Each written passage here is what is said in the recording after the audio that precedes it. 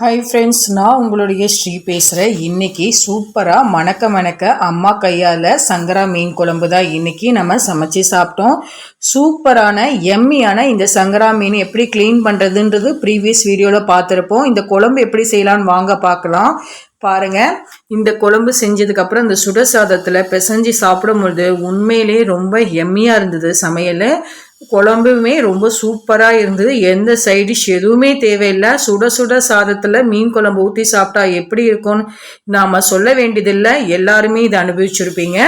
இந்த ரெசிபி செய்யறதுக்கு தேவையான நம்ம என்னென்ன பொருள் பார்த்துடலாம். இதுக்கு நான் சங்கரா மீன் ஆல்ரெடி க்ளீன் பண்ணி வாஷ் பண்ணி மஞ்சத்தூள் உப்புலாம் போட்டு நம்ம ஊற வச்சாச்சு ஒரு 10 நிமிஷத்துக்கு. இப்போ சின்ன வெங்காயம் ஒரு 10 எடுத்துக்கலாம். பெரிய வெங்காயம் 1 கட் பண்ணியிருக்கு. தக்காளி ஒரு 4 கட் பண்ணியிருக்கு. தக்காளி வெங்காயத்தையும் நம்ம ஃபைன் பேஸ்ட்ல அரைச்சிக்கலாம். அதுக்கப்புறம் கருவேப்பிலை 3 கீத்து, பச்சை மிளகாய் ஒரு 4, வெங்காயம் தாளிக்கிறதுக்கு 1 எடுத்திருக்கேன். ஒரு கடாய் நல்லா சூடானதுக்கப்புறம் 2 குழம்பு கரண்டி அளவுக்கு எண்ணெய் ஊற்றிக்கலாம். எண்ணெய் சூடானதுக்கப்புறம் 1 ஸ்பூனு கடுகு வெந்தயம் போட்டுக்கலாம். வெந்தயம் போட்டதுக்கப்புறம் வெங்காயமும் போட்டுடலாம். ஏன்னா இந்த வெந்தயம் கருகக்கூடாது. வெங்காயம் போட்டதுக்கப்புறம் நம்ம கருவேப்பிலையை உருவி போட்டுடலாம். 3 கீத்து கருவேப்பிலையை. தக்காளி கொஞ்சமாக அரைக்கிறதுக்கு முன்னாடி ஒரு 4-5 தக்காளி எடுத்து வச்சுருந்தோம். கட் பண்ண தக்காளி அதையும் போட்டுக்கலாம்.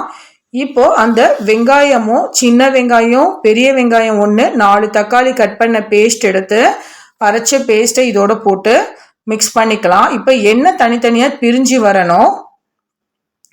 நம்ம அது வரைக்கும் கொஞ்சம் குக் பண்ணுவோம். இப்போ இதுக்கு தேவையான மசாலா வீட்டில் தான் அரைச்சி வச்சு அந்த குழம்பு மிளகாத்தூள் ஒரு 4 ஸ்பூனு, கார மிளகாத்தூள் 1 ஸ்பூனு, மஞ்சத்தூள் ஒரு அரை ஸ்பூனு நம்ம போட்டு நல்லா மிக்ஸ் பண்ணிக்கலாம்.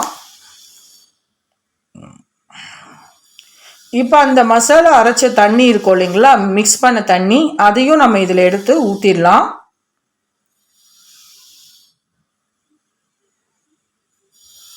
அடி பிடிக்கக்கூடாது, அதனால் இந்த மாதிரி கிண்டி விட்டுக்கணும். மசாலா நல்லா மிக்ஸ் பண்ணதுக்கப்புறம் அந்த தண்ணியை எடுத்து நம்ம இதில் ஊற்றிடலாம். ஊற்றிட்டு ஒரு மிக்ஸ் பண்ணிக்கலாம். இப்போ நம்ம குழம்புக்கு தேவையான கொஞ்சம் தண்ணியும் நம்ம போட்டுக்கலாம். இது குழம்பு மாதிரி வைக்க போகிறது இல்லை, நம்ம சீபியா மாதிரி தான் வைக்க போகிறோம். எப்பயுமே புளி தண்ணி நல்லா கொதி வந்ததுக்கு அப்புறம் தான் நம்ம ஊற்றணும். ஆனால் இப்போ புளி தண்ணி நம்ம இந்த மசாலா தண்ணியோட சேர்த்தே நம்ம ஊற்றிடுறோம். 2 நெல்லிக்காய் சைஸ் அளவுக்கு புளி கரைச்சி வச்சதை நம்ம ஊற்றிடலாம். கூடவே கல்லுப்பும் போட்டிருக்கோம். இப்போ நல்லா மூடி போட்டு நல்லா தளன்னு கொதிக்கட்டும். நல்லா குக் ஆனதுக்கு அப்புறம் தான் நம்ம சங்கரா மீனை எடுத்து இந்த மீனில் ஒவ்வொன்றா போட போகிறோம். நம்ம நல்லா கொதிக்கட்டும். இது நான் குழம்பு ரொம்ப அளவுக்கு அதிகமான தண்ணி ஊற்றி குழம்பு மாதிரி செய்ய போகிறதில்ல. சின்னதாக சீபியான்னு சொல்லுவாங்க நம்ம பர்மி ஸ்டைலில், அந்த மாதிரி தான் நம்ம இதை செய்ய போகிறோம். ரொம்ப திக்காக ரொம்ப சூப்பராக எம்மியான இந்த சங்கரா மீன் குழம்பு நாங்கள் ரொம்பவே என்ஜாய் பண்ணி சாப்பிட்டோம். உண்மையிலே நீங்கள் வீட்டில் ட்ரை பண்ணி பாருங்கள். கண்டிப்பாக இந்த ரெசிபி உங்களுக்கு ரொம்பவே பிடிக்கும். இந்த மாதிரி நல்லா கொதிச்சிருச்சு பாருங்கள்.